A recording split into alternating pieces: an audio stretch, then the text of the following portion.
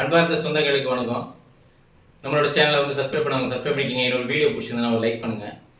இந்த வக்ஃபோர்டு இருக்குல்ல, வக்ஃபோர்டு பலவிதமான சொத்துக்கள் பல லட்சம் ஏக்கர் அவங்களுக்கு இருக்கு.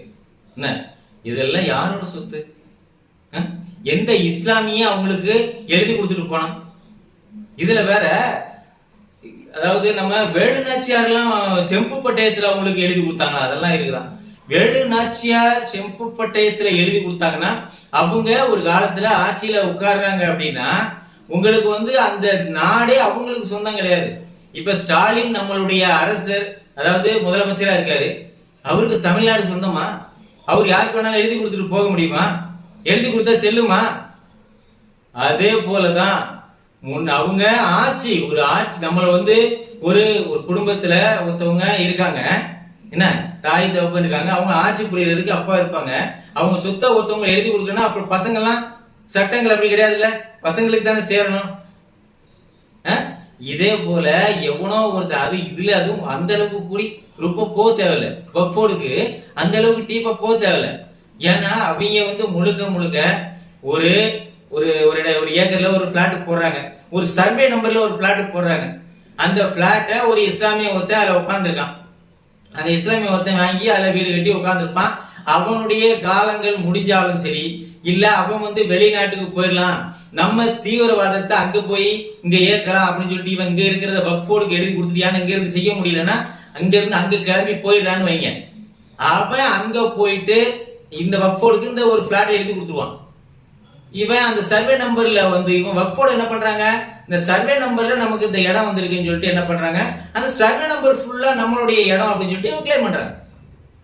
வக்ஃபோர்டுடைய வேலை அதுதான். இப்ப அதுக்கு சுத்தி பற்றி இருக்கக்கூடிய இந்து மக்கள் இருக்காங்கல்ல, இந்துக்கள், இஸ்லாமியர்களும் பல இடத்துல பாதிக்கப்பட்டிருக்காங்க, இந்துக்கள் மட்டும் பாதிக்கப்படல. இந்துக்கள் என்ன பண்ண, அதுல பெரும்பான்மையா இந்துக்கள் பாதிக்கப்படுறாங்க. ஆனா அவங்க கவர்மெண்ட் கிட்ட போய் நேரடியாக போய் முறையிட முடியாது. வக்ஃபோர்டு கிட்ட போய் முதல்ல பேசி ஃபைட் பண்ணி இதை அதன்னு பேசி லாஸ்ட்ல அவங்களுக்கு ஏதாவது காசு தர சொல்லி ஒரு காம்ப்ரமைசேஷன் ஆகி அவங்களுக்கு அந்த இடத்த மீட்டு எடுக்கக்கூடிய நிலையில இந்து மக்கள் இருக்காங்க.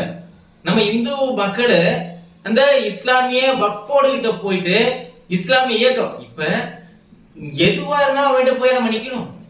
நம்ம காலங்காலமா பாரம்பரியமா இருந்து வழிபட்டுட்டு வர்ற கோயிலா இருக்கட்டும், நம்ம வீடு காலகாலமா இருந்து அதிலே ஆண்டு பரம்பரையா இருக்கக்கூடிய வீடா இருக்கட்டும், நம்ம அவனுடைய சொத்துன்னு சொன்னோன்னு அவன்கிட்ட போய் நம்ம முறையிட்டு நம்ம அவன்கிட்ட பேச வேண்டியதா இருக்கு.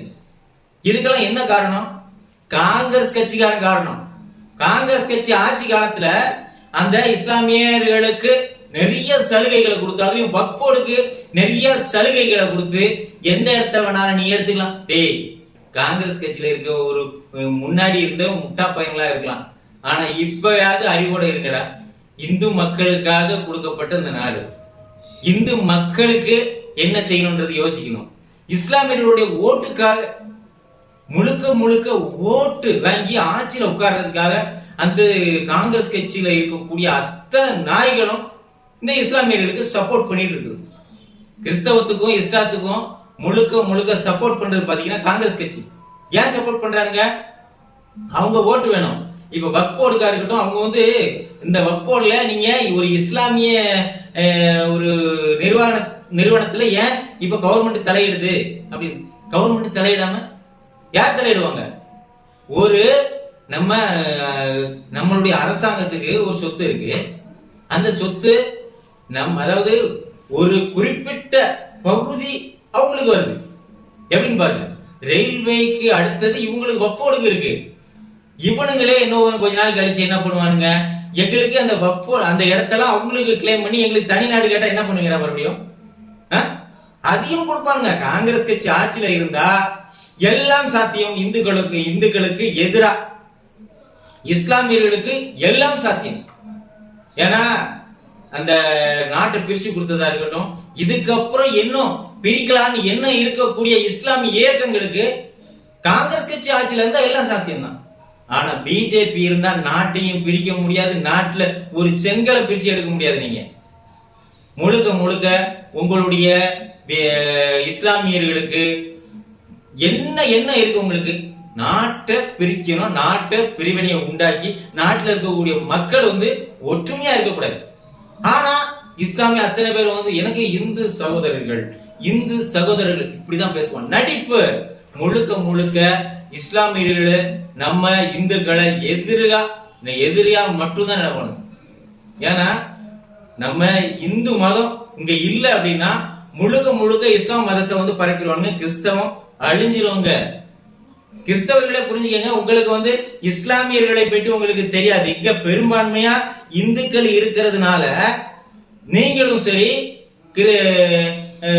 முழுக்க முழுக்க உங்களை வந்து நல்லா வச்சுக்கிறதா இருக்கட்டும், இந்துக்கள் தான் வச்சுக்கணும். ஏன்னா இந்து மதத்தை நீங்க வந்து நாள்தோறும், நான் போன ஞாயிற்றுக்கிழமை இங்க இருந்து பட்டாகிராமம் போனேன். அங்க இருக்கக்கூடிய கிராமத்துல எல்லாம் வேன் நிப்பாட்டி இந்த கிறிஸ்தவ தெருப்பொறிக்கு போதகர்கள் இருக்காங்கல்ல, எல்லாரும் அங்கங்க போய் நோட்டீஸ் கொடுத்துட்டு வீடு வீடா அலைகிறாங்க. இந்த நாய்களுக்கு என்ன வேலை? வீடு வீடா போய் எனக்கு புடுகிற வேலையா? இந்து மதத்துல இருக்கவங்களுக்காகவே இவனுங்க நோட்டீஸ் அடிக்கிறானுங்க, பைபிள் அடிக்கிறானுங்க. நாங்க வந்து இந்து மதத்துல இருந்து யாரையாவது கிறிஸ்தவ மதத்துல இருக்கவங்களையோ இஸ்லாமியர்களையோ எங்களுடைய மதத்துக்கு வாங்க, எங்க மதத்துல இவ்வளவு இருக்கு, இது இருக்கு, அது இருக்கு, நாங்க எங்களுடைய பெருமையை நாங்க என்னைக்காவது உங்களுக்கு வீடை தேடி வர்றோமா? நாங்க எங்களுடைய மதத்தை பற்றி நாங்க பேசுறோம், எங்களுடைய மக்கள்கிட்ட பேசுறோம். ஆனா நீங்க பேசக்கூடியது எல்லாமே இந்து மக்கள்கிட்ட தான் நீங்களும் பேசுறீங்க. எங்க மதத்துல அது இருக்கு, எங்க மதத்துல பெரிய மயில் இருக்கு. உங்க மதத்துல இருக்குதுன்னா உங்க மதத்துல இருக்கவங்ககிட்ட பேசுங்கடா. ஏன்னா நம்ம இன்னும் பெரும்பான்மையா அவங்க இந்து மதத்துல இருக்கவங்களை சேர்க்கத்தான் காசு வந்து சம்பாதிக்க முடியும். ஒரு சாதாரணமா ஒரு 1000 ரூபாய் 2000 ரூபாய் இருக்கிற ஒரு சின்னதா ஒரு பெட்டி கடை வைக்கலாம். ஃபர்ஸ்ட் இப்ப 10,000 ரூபாய் வேணும்னு வைக்கலாம் பெட்டி கடை வைக்கிறதுக்கு. ஆனா 1 லட்சம் கொஞ்சம் பெரிய கடை. அதுக்கப்புறம் பாத்தீங்கன்னா 1 கோடி 2 கோடி 5 கோடி 10 கோடின்னு போட்டீங்கன்னா சூப்பர் மார்க்கெட் வைக்கலாம். அதே போலதான் சர்ச்சு சின்னதா ஒரு குடிசை போட்டு உட்கார்றானுங்க, ஒரு 10 பேரை சேர்க்கிறானுங்க. அதுல வாரம் நம்ம நல்லா பிரசிங்கம் பண்ணி அதுல வரக்கூடிய வருமானத்தை சேர்த்து அந்த கடையை டெவலப் பண்றானுங்க. சர்ச்சையை டெவலப் பண்ணி பெரிய சூப்பர் மார்க்கெட் ஆக்கி அதுல வருமானத்தை அள்ளுறானுங்க. இதெல்லாம் வந்து கவர்மெண்ட்டுக்கு வருதா? ஆனா நம்மளுடைய இந்து கோயில் இருக்குல்ல, இந்து கோயில்ல இருக்க வருமானத்தை கவர்மெண்ட் முழுக்க நல்லா எல்லாத்தையும் அனுபவிக்குது. ஆனா நம்ம இந்து மதத்தை அழிக்கக்கூடிய வேலையை இந்த தமிழ்நாட்டில் இருக்கக்கூடிய அத்தனை கவர்மெண்ட்டும் அத்தனை கட்சியும் இதைத்தான் இத்தனை நாள் வரைக்கும் செஞ்சுட்டு இருந்தது. இனிமேலும் அதுதான் செய்ய போகுது. ஏன்னா இஸ்லாமியர்கள் ஓட்டு வேணும், கிறிஸ்தவ ஓட்டு வேணும். ஏன்னா அவங்களுடைய ஓட்டு 20% இருக்கு. யாரு மெஜாரிட்டியா அவங்களுக்கு வந்து நல்லா ஃபுல் சப்போர்ட் பண்றாங்களோ அந்த 20% ஓட்டை வந்து கரெக்டா போடுறாங்க. அந்த 20% ஓட்டை அந்த கட்சிகளுக்கு கரெக்டா கொடுத்துறாங்க. இவங்க ஜெயிக்கிறதுக்கு மற்றபடி என்ன ஒரு 10% தான் இந்துக்களுடைய ஓட்டு தேவை. ஏன்னா 30% ஓட்டு யார் வாங்கினாலும் அவங்க ஜெயிச்சிருவாங்க. இந்த 10% ஓட்டு இந்துக்கள், ஏமாந்த இந்துக்கள் நிறைய பேர் இருக்கு. எல்லா கட்சியிலும் ஏமாந்த இந்துக்கள் நிறைய பேர் இருக்கான். அவன் ஓட்டு போடுவான். இல்லைன்னா ஒரு 1000 ரூபாய் வாங்கிட்டாவது ஓட்டு போடுவான். 1000 ரூபாய் இல்லாதவன் பல பேர் இந்துக்கள் இருக்காங்கல்ல, அவன் ஓட்டு போடுவான். மக்கள் எப்பவுமே காசுக்காகவும் சரக்குக்காகவும் இந்த தமிழ்நாட்டில் அடிமைப்படுத்தி வச்சிருக்காங்க இங்க இருக்கக்கூடிய அரசியல்வாதிகள். மதத்தை இப்ப கிறிஸ்தவ மதத்திலயா இருக்கட்டும் இஸ்லாத்திலயா இருக்கட்டும், ஓட்டு இப்ப ஒரு எலெக்ஷன் நேரத்துல ஓட்டு போடுறாங்க, அத்தனை பேர் ஓட்டு போடுறான். ஆனா இந்து மதத்துல இருக்கவன் ஓட்டு போடுறதுக்கே தயங்குறான். நம்ம ஓட்டு போட்டு இவங்க ஜெயிச்சு நமக்கு என்ன செய்ய போறாங்க? நமக்கு எதுவுமே செய்ய போறது இல்லை. நம்ம கோயிலுக்கு என்ன செய்ய போறாங்க? இந்துக்களுக்கு எதுவுமே இந்து மதத்துக்காகவே எதுவும் செய்ய போறது இல்லைன்னு சொல்லிட்டு அவன் ஓட்டு போறதுக்கு யோசிக்கிறான்.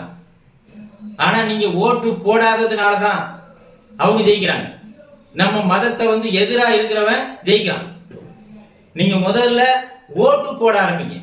முழுக்க அத்தனை பேரும் ஓட்டு போட்டீங்க அப்படின்னா நம்மளுடைய இந்து மதத்தையும் காப்பாற்ற முடியும், இந்த இந்தியாவையும் காப்பாற்ற முடியும். இந்தியாவில் 100% ஓட்டு என்னைக்கு விழுதோ அப்ப வந்து இஸ்லாம் மதமும் இங்க இருக்காது, கிறிஸ்தவ மதமும் இங்க இருக்காது. ஏன்னா அந்த அளவுக்கு இங்க இருந்து விரட்டப்படும். ஏன்னா இவர்களுக்கு வந்து நம்மளுடைய ஏழ்மை நிலையும் சரி, இயலாம நிலையும் சரி, ஏமாந்த நிலையும் சரி அவங்களுக்கு சாதகமா இருக்கு. இஸ்லாத்திற்கும் அதாவது இஸ்லாமியர்களுக்கும் கிறிஸ்தவர்களுக்கும் நல்லா புரிஞ்சுக்கங்க. நான் வந்து எதையோ உன்னை கத்திட்டு போறேன்னு இல்லை, அதுல ஒரு காரணம் இருக்கு. யாரா இருந்தாலும் கேளுங்க, கேட்டுட்டு இதுல என்ன தப்பு இருக்கு, ஏன்னா நல்லா பாருங்க, ஒரு நம்மளுடைய பக்கத்திலே ஒரு இஸ்லாம் மதத்துல இருக்க ஒருத்தன் இருந்தான் அப்படின்னா அவன் இருப்பான். அவனுடைய இடத்த வந்து இவங்க இருந்து காலி பண்ணிட்டு போனா அதை வக்ஃபோர்டுக்கு கொடுத்துட்டு போயிட்டான்னா அந்த நேரத்துல நமக்கும் சரி யாருக்கும் எந்த ஒரு பிரச்சனையும் இருக்காது. நம்ம காலம் முடிஞ்சிடும், நம்ம பிள்ளைங்க காலம் வரும். நம்ம பிள்ளைங்க காலத்துல அந்த வக்ஃபோர்டுல வந்து நிப்பான். எனக்கு அந்த இடத்தெல்லாம் ஏற்கனவே எழுதி கொடுத்துட்டு போயிட்டாங்கன்னு வந்து நிப்பான். புரிஞ்சுதுங்களா? இப்ப வரமாட்டான். அதனால நீங்க நல்லா சிந்திங்க. ஒரு இஸ்லாமியர்களுக்கு பக்கத்துல இடம் கொடுக்காதீங்க, இடம் விற்காதீங்க, அவன்கிட்ட இருந்து இடம் வாங்கவும் செய்யாதீங்க. உங்களுக்கு பிரச்சனை தான். ஒரு பிளாட் போட்டு அதுல வந்து இஸ்லாமிய ஒருத்தர் இடம் வாங்கியிருக்கான்னா ரெண்டாவது அதுல நீங்க இடம் வாங்காதீங்க. அதுல வாங்கினீங்கன்னா உங்களுக்கு அந்த இடம் வந்து உங்களுக்கு நிலையானது கிடையாது. ஏன்னா அவன் வக்ஃபோர்டுக்கு கொடுத்துட்டு போயிடுவான். வக்ஃபோர்டு சட்டத்தின்படி அவன் வந்து கிளைம் பண்ணா அவனுக்கு தான் சொந்தம். அதுக்கு தான் இப்போ வக்ஃபோர்டுல சட்ட திருத்தம் கொண்டு இருக்கு. எதுவா இருந்தாலும் நம்ம கோர்ட்டுக்கு போலான்னு முன்னாடி வக்ஃபோர்டு தான் போயிட்டு நம்ம முறையிடணும். ஆனா இப்ப அப்படி இல்லை. மோடி வந்து ஒரு சட்டம் கொண்டு இருக்காரு. நம்ம நேரடியாக கோர்ட்ல எல்லாத்தையும் மாதிரி முறையிடணும் இல்லையா? நம்ம ஒரு இட பிரச்சனை இருக்கு, பக்கத்துல ஒருத்தவங்க நம்ம சகோதரர்கள் இல்ல ஏதாவது ஒருத்தவங்க ஒரு பிரச்சனை இருக்கு அப்படின்னு என்ன பண்ணுவோம்? நம்ம கோர்ட்டுக்கு போய் அதை கேட்டு நம்ம வாதாடி நம்மளுக்கு இடம் வாங்கிப்போம். ஆனா இடம் சிவில் அப்படின்னாலே ஒரு சிக்கலானதுதான். நம்ம ஒரு விஷயத்த போய் உடனே முடிக்கவே முடியாது. பல பேர் பல வருஷமா அடைஞ்சிட்டு இருக்காங்க. இதுக்கெல்லாம் என்ன தீர்வு? இது சட்டங்கள் சரியில்லை. ஒரு இடத்து பிரச்சனைன்னு போனா 20 வருஷம் 30 வருஷம் போனா அவன் காலம் முடிஞ்சு அவங்க பிள்ளைங்க காலம் முடிஞ்சு அனுபவிக்க முடியாம அவங்க கோர்ட்டு கேஸ்ன்னு சொல்லி அலைஞ்சி வாய்தான்னு சொல்லி சீன் ஆகி போய் அவங்களுடைய இருக்கக்கூடிய காசு எல்லாமே அழிஞ்சு போய் பணம் இருக்கிறவன் அதை ஜெயிச்சிடலாம். பணம் இல்லாதவன் கோர்ட் எல்லாம் எதுக்கு? ஒரு இல்லாதவனுக்கு நியாயத்தை வாங்கி தர்றது தானே. இப்ப லாயர் ஒருத்தன் போயிட்டு அவன் காசை பிடிக்கி வாய்தா போடுறேன், வாய்தா வாங்குறேன்னு சொல்லி அதுக்கு காசை கொடுத்து எதுக்கு? இதெல்லாம் நம்ம நாட்டில் இருக்கக்கூடிய சட்டங்கள் எல்லாத்தையும் மாத்தணும், திருத்தணும். முன்னாடி அம்பேத்கர் வந்து சட்டம் நிறைய எழுது, அதாவது சட்டம் மேதை அம்பேத்கர் தூக்கி வச்சு ரொம்ப கொண்டாடி இருக்காங்க. எனக்கு அதெல்லாம் வந்து எந்த ஒரு உடன்பாடும் இல்லை. ஏன்னா பிஜேபி கட்சியும் தான் அதை கொண்டாடுது. எதனால? நம்ம அதுல ஒரு 10 பேர்ல ஒரு ஆளா இருந்தாரு யாரு? அம்பேத்கர். அவர் அதுல ஒரு ஆளா இருந்தாரு. சட்டத்தை திருத்துறதுக்கு நிறைய வழிகளை சொல்லியிருந்தாரு. சட்டத்தை அவங்களுடைய ஜாதிகளுக்கு நிறைய இடஒதுக்கீடா இருக்கட்டும், இடஒதுக்கீடு குறிப்பிட்ட காலகட்டத்துக்கு ஒருத்தன் நம்ம எல்லாரும் இல்லாதப்பட்டவன் உயர்ந்த ஜாதியில இருப்பாங்க. அதாவது இல்லாதப்பட்டவன் தாழ்ந்த ஜாதியா? எல்லாரும் இல்லாதப்பட்டவன் தான் தாழ்ந்த ஜாதி இருக்கானா?